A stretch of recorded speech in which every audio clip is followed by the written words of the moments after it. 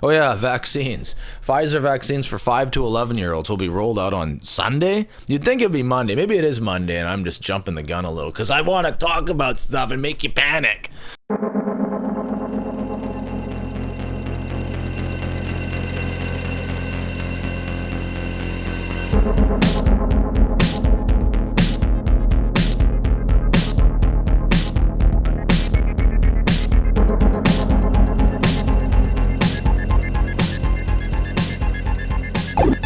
But seriously, I mean, 5 to 11-year-olds, what am I gonna be? Another one of those people that say, oh, they're too young. Well, yeah, I kinda am. I don't have kids, but I don't know. It just seems kind of like the main argument is about, oh, well, you know what, the kids, even those groups are the least infected, but we started realizing, they did, the media. My friends at Pfizer and AstraZeneca, I mean, we've actually looked into this. This is from FDA briefing documents, and we can see that benefit to risk ratios do not seem favorable.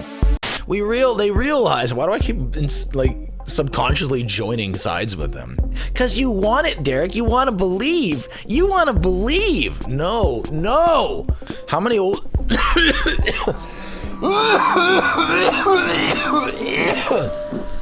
Sorry, how many little kids are hanging out at bingo halls? You know what I mean?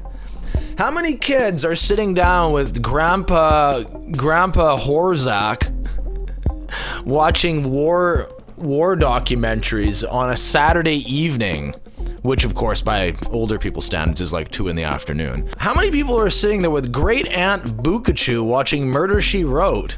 Angela Lansbury. Can we get a picture of Angela Lansbury? This is freaking me out though. Like, I'm freaking out. Let's just go over a couple more things. We're talking about Pfizer. I mean, the times are tough now. They're tougher than ever. Let's see what I got here. These are like comments. Comments. Your comments are so good.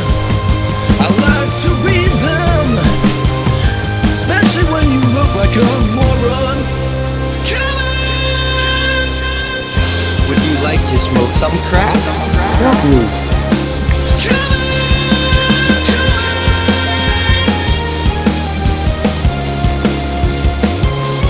5-year-olds have to get the Pfizer shot now. That's just great. Let this stuff run its course. Trust me on this. The more you give in, the more they will push. It won't be long before a 2-year-old vaccine is out there. They do not care about you. They never did.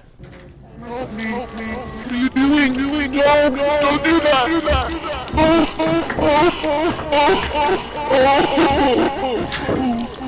I'm so scared.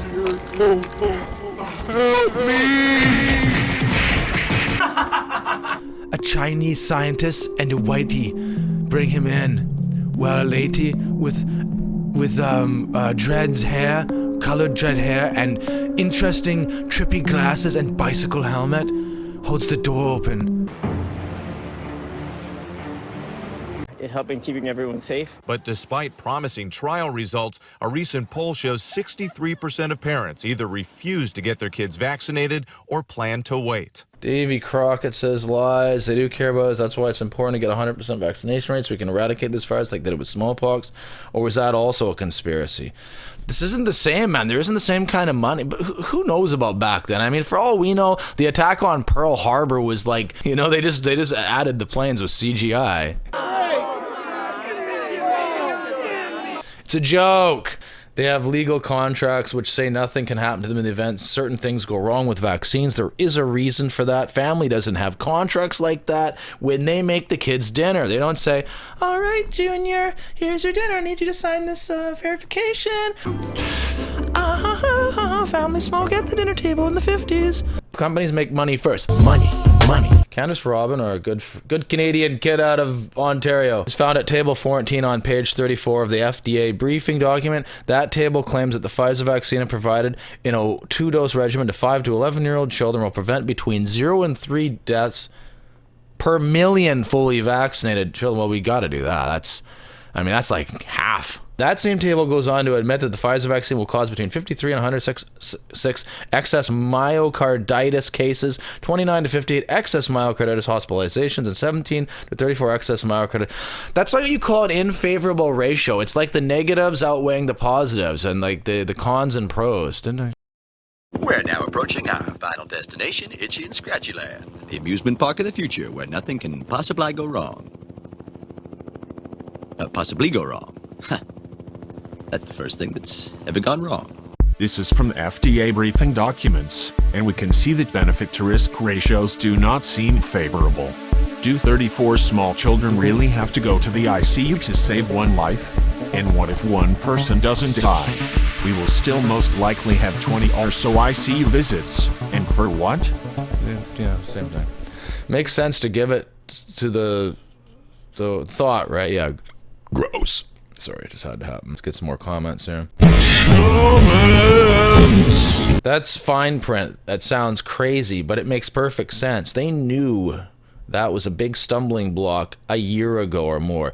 But then they gradually shifted the stories on news to protecting the elderly. Like how many kids at that age are rolling around with 69-year-olds at bingo halls? They got mainly parents who are mostly double vaxxed, and also in some cases when they are around grandparents and older, those people are double vaxxed almost indefinitely, as I said earlier. I just saw on American News Channel a lady they interviewed saying how she supports the 5 to 11-year-old vaccines. Do we got stuff here? Especially for 5-year-olds, especially elementary school, the immune system is definitely still developing.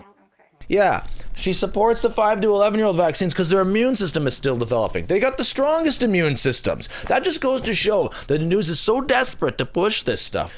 Kids get sick less than any groups. Everyone knows this. This goes to show how media will push it in any way they can, even after switching their tune months ago to the kids should get the vaccine to protect the elderly.